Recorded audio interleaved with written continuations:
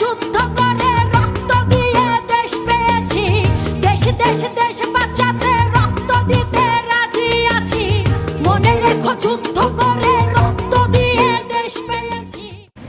একটা লোহার সার্সি যেন পাঁজরের দুই পাশ চেপে ধরে আছে। মাঝে মাঝে নিঃশ্বাস আটকে আসে, মাঝে মাঝে চোখ ঝাপসা হয়ে ওঠে, মাঝে মাঝে সব কাজ ফেলে ডুকরে কেঁদে উঠতে ইচ্ছে করে। কিন্তু মাছের মায়ের নাকি শোক করতে নেই, চোরের মাকে নাকি ডাগর গলায় কথা বলতে হয়। ৭১-এর দিনগুলি, লেখিকা জাহানারা ইমাম। ওনার জীবনের ডায়েরি থেকে এই বইটা লেখা হয়েছে, আর কয়েকটা লাইন আমি আপনাদের জন্য তুলে ধরলাম। এখন ঠিক কিছু মায়ের এমন অবস্থা, যাদের সন্তান হারিয়েছে, যাদের বুক খালি হয়ে গিয়েছে, আর আমাদের মতো বুক ধুরপুর ধুরপুর করছে যে মাদের ভয় আতঙ্ক, তাদের কথা আর কি বলবো। সকল শহীদ সন্তানের জন্য আমি তো বলবো বীর যোদ্ধা, অনেক অনেক দোয়া রইল। দুই হাত তুলে মনে যাতে নামাজ পড়ে অনেক দোয়া করছি, আল্লাহ ওদেরকে শহীদের খাতায় নাম দিক, ওদেরকে জান্নাত নসিব করুক। আর কি বলবো, বলার কোনো ভাষাই খুঁজে পাচ্ছি না, কারণ এতটা বর্বরতা, নিষ্ঠুরতা, এক অবিশ্বাস্য অমানবিক কাহিনী চলছে গত কয়েকদিন ধরে, যেটা আর কোনো ভাষা দিয়ে বোঝানোর কোনো পথ নেই।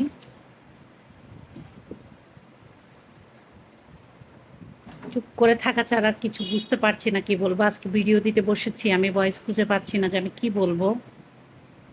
তো আপনাদের সাথে প্রতিটা ভিডিও শুরুটা থাকে একরকম, আজকে একটু অন্যরকম করে শুরু করলাম। আসসালামু আলাইকুম, সবাই কেমন আছেন? আশা করছি আল্লাহর রহমতে সবাই সুস্থ আছেন, ভালো আছেন।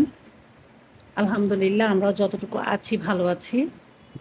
তো সকালে একটু ছাদে হাঁটাহাঁটি করছিলাম, আর আবহাওয়াটাও দেশের পরিস্থিতির সাথে মিলে গিয়েছে। একদম গুমোট আবহাওয়া ছিল, একদম ঠান্ডা বাতাস হাওয়া কিছুই ছিল না। হাঁটাহাঁটি করে নিচে চলে এসেছি। ছাদে যাওয়ার আগে পরোটা ডো করে রেখেছিলাম।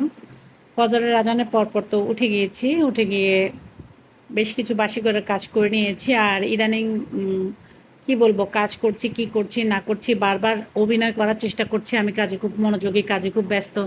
তারপরেও হাতটা যেন কেন অলস হয়ে যায়, হাতটা কাজে লাগছে না, মনটাও কাজে লাগছে না, একটু এলোমেলো হয়ে যাচ্ছে। কি করব, তারপরে তো সংসারের কাজ করতে হবে। তো এদিকে কিছু শুকনা বাজার গুছিয়ে নিচ্ছি। চিড়ায় কিন্তু ছোটো ছোটো অনেক পোকা থাকে, আর কিছু ধানের কি বলে তুষ থাকে, এগুলো চেলে ঝেড়ে রাখলে যখন ভাজাভাজি করা হয় তখন সুবিধা হয় আর কি। তো মন খারাপ, চুপচাপ ছিলাম। তো বাচ্চা মনে হয় বুঝতে পেরেছে, আলিফ, তো ও মোবাইলে একটা গান বাজিয়ে দিয়ে চলে গেল। কারণ আমি চুপচাপ থাকলে বাচ্চারা কিন্তু ঘুরে ফিরে এসে এসে উকি ঝুঁকি মেরে আমাকে দেখে যায়। তো এদিকে আমি কাজগুলো করছি, আর মনের ভিতরে বিভিন্ন টেনশন উতাল পাতাল করছে। আমার বড় ছেলে আলিফদের তো ইন্টার পরীক্ষা চলছিল, এখন আপাতত স্থগিত করে দিয়েছে। চারদিকে কারফিউ, তারপর নেটের কোনো কানেকশন নেই। তো এদিকে ও ল্যাপটপ থেকে কোনো পড়া নিতে পারছে না, পড়তে পারছে না, কোনো দিকে যোগাযোগ করতে পারছে না। এটা নতুন কিছু না, এটা সব বাচ্চার মাদেরই টেনশন, যে বাচ্চা নিয়ে, ওদের পড়াশোনা নিয়ে। আর এত পড়াশোনা করো, একটু পড়ায় মনোযোগী হও, এইসব কথা এখন ডায়লগ হয়ে গিয়েছে। এগুলো বলেও আর কি করব, কারণ পড়াশোনার অবস্থায় তো দেখি 12টা বেজে আছে, 12টার উপরেও যদি কিছু থেকে থাকে সেটা হয়ে আছে। নতুন করে বলার কিছু নেই, আপনারা সবাই আমার মতো কম বেশি ভুক্তভোগী। তো যতদিন পর্যন্ত নেটের কানেকশন ছিল ততদিন যা কিছু ভিডিও দেখেছি, দেখে কিন্তু চোখের পানি ধরে রাখতে পারিনি। কিছু ভিডিও আছে যেগুলো বারবার দেখছি আর বারবার কান্না আসছিল। তো মাঝখানে আমি এক প্রকার খুশি হয়ে গিয়েছি, নেট কানেকশন না থাকাতে এই ধরনের ভিডিওগুলো কম পড়েছে চোখে। তো চোখে দেখলে আসলে সহ্য করতে আরও বেশি কষ্ট। আমরা তো গ্রামের দিকে আছি, এদিকে তো তেমন গণ্ডগোল কিছু হয়নি, যা হয়েছে শহরে। তো আমরা যদি কিছু দেখি একটু ভিডিওর মাধ্যমে দেখতাম আর কি।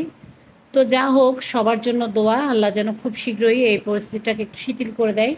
হ্যাঁ, সময়ের ব্যবধানে সব কিছু শিথিল হয়ে যাবে, কিছু না কিছু একটা মানে সমাধান তো হবে, এভাবে তো চলতে পারে না, অবশ্যই সমাধান হবে। কিন্তু মাঝখানে পরে হলো কি, মায়ের বুকটা খালি হলো আর কি। যে এই দেশের রত্নগুলো চলে গেল, ওরা তো আর ফিরে আসবে না। এক একটা সন্তান, এক একটা পরিবারের কিন্তু অনেকটুকু সাহস ছিল। এক একটা বাচ্চার পিছনে কিন্তু অনেকগুলো পরিবার একদম ভেস্তে গিয়েছে, এমন অবস্থা। যাক, আল্লাহ তাআলা এদের নাম শহীদের খাতায় রাখুক, এদেরকে জান্নাত নসিব করুক। এদের জন্য দোয়া করা ছাড়া আর তো কোনো পথ নেই। পরিস্থিতি এমন, যেমন আগামী 2টা বছর পর আমার ছেলেও তো একই পথে হাঁটবে, এরাও তো অ্যাডমিশনের জন্য এমন ছুটোছুটি করবে। তো দেখা যায় কি, আমরা তো বাচ্চাদেরকে এখন বলছি যে পড়ো পড়ো, পড়তে বসো, মনোযোগী হও, এই সেই, এখন এইসব কথা বলতেও কিন্তু মুখে আটকাচ্ছে। কারণ সত্যি কথা বলতে, যদি কোটা দিয়েই ভর্তি করাতে হয়, আমার কাছে তো কোটা নেই।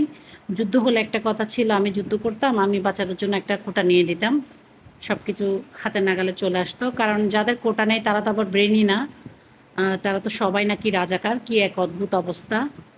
তো কিছু করার নেই। তো রাজাকারের খাতায় ওর নামটা উঠে গেল আর কি।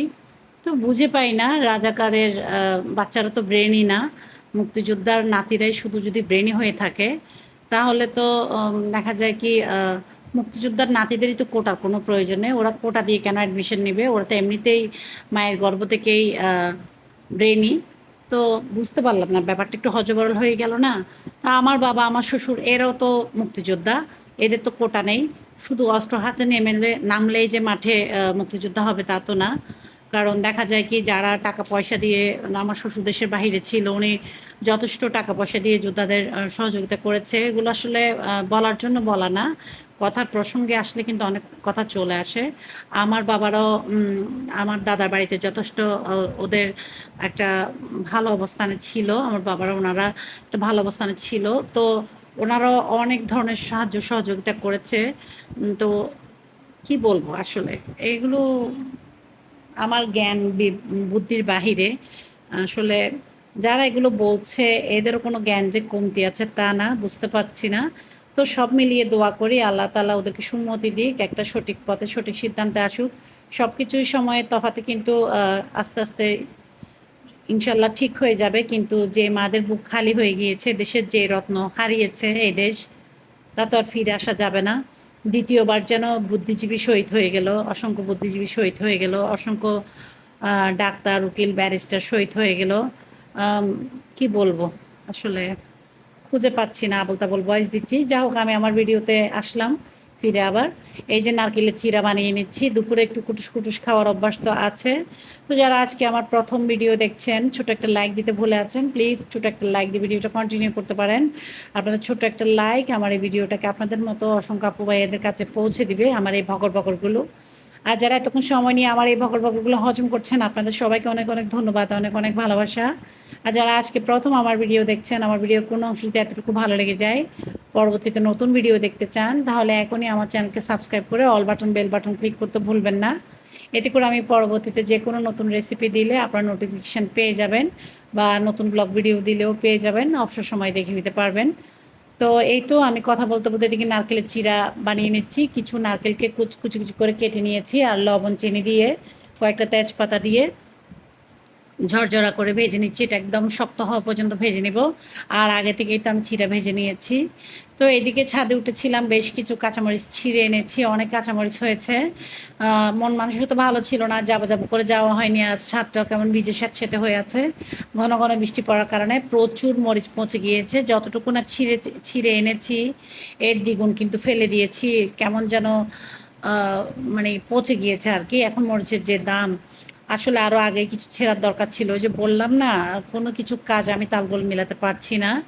তো আজকে আমি অনেক কথা বলে ফেলেছি, আমার কথায় যদি কোনো ভুল ত্রুটি হয়ে থাকে, আশা করি আপনারা ক্ষমা সুন্দর দৃষ্টিতে দেখবেন। আমিও মা, প্রতিটা মায়ের মনে কিন্তু একই রকমের টেনশন তুফান চলছে। আমার ছেলের পরীক্ষা চলছে, পরীক্ষা এখন সব কিছু বন্ধ হয়ে আছে, একটা টেনশনের মধ্যে দিয়ে আছি, কি অবস্থা হয় না হয় সব কিছু। আর যেভাবে এখনও কারফিউ চলছে, ব্যবসা বাণিজ্য, চাকরি বাকরি সবার কিন্তু একটা উত্থান পতনের মধ্যে দিয়ে আছে। আর দ্রব্যমূল্য তো আকাশ ছোঁয়া দাম, খেতে পারলে পারো, না পারলে মরো, এমন অবস্থা আর কি। তো কিছু করার নেই। আর দেখা যায় কি, কাজের ফাঁকে ফাঁকে আমি আমার বাচ্চাদেরকে ঘুরে ঘুরে দেখছি, ওদেরকে দেখলে কলিজা ভিতর মোচড় দিয়ে উঠছে কেমন জানি। তো সেজন্যই আমি কিন্তু ভিডিও শুরুতে জাহানারা ইমামের শহীদ জননী রত্নগর্ভা শহীদ রুমির মা, মুক্তিযোদ্ধা শহীদ রুমির মা, তারপর ওনার স্বামীও তো এই দেশের জন্য প্রাণ দিয়েছে বলতে গেলে, উনি বিনা চিকিৎসায় মারা গিয়েছিলেন। ৭১-এর দিনগুলি বইটা কিন্তু আমি বলবো কম বেশি সবার একটু পড়া উচিত। এই বাংলাদেশের পতাকা, আমরা যে বাংলাদেশ বলি, দূর দেশটা ভালো লাগে না, বাংলাদেশ রসাতলে গেল, এই বইটা একবার হলে পড়া দরকার, বুঝা যাবে দেশটা কি। এই বইটা প্রথমবার যখন আমি পড়েছিলাম, আমি ১০ বারের উপরে পড়েছি, প্রথমবার যেবার পড়েছিলাম পাতায় পাতায় চোখের পানিতে চোখ ভিজে আসছিল। একটা মায়ের অনুভূতিটা কেমন ছিল, যুদ্ধের সময় কি ভয়ঙ্কর অনুভূতি দিয়ে পার করেছিল, সেটা মনে হয় যেন আমার উপর দিয়ে গিয়েছে আর কি, এমনই। তো আমি বইটা শেষ করে ছাদে উঠেছিলাম, কিছুক্ষণ আকাশের দিকে তাকিয়েছিলাম, ভাবছিলাম আমরা কত হালকাতে কত কথা বলে ফেলি।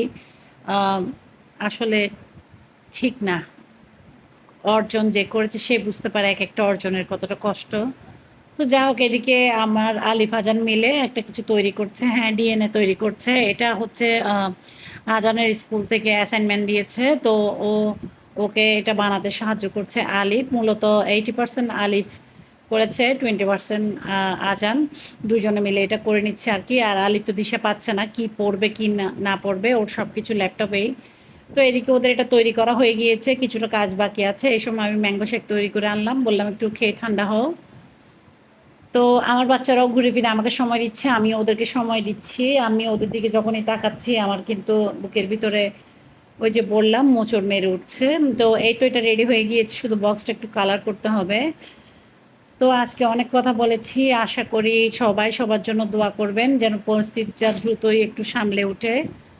আর আল্লাহ তাআলা সব শহীদের মাকে একটু কি বলবো, ওদের মনটাকে আরো একটু শক্ত করে থাকার ক্ষমতা দিক, ধৈর্য সহ্য বাড়িয়ে দিক। আমরা সবাই সবার জন্য দোয়া করব, পরিস্থিতিটা যেন একটু স্বাভাবিকে আসে। কেউ ভুল তথ্য নিয়ে নাচানাচি না করে সঠিক তথ্যের জন্য একটু ধীরে সুস্থে সামনের দিকে এগুলোই ভালো।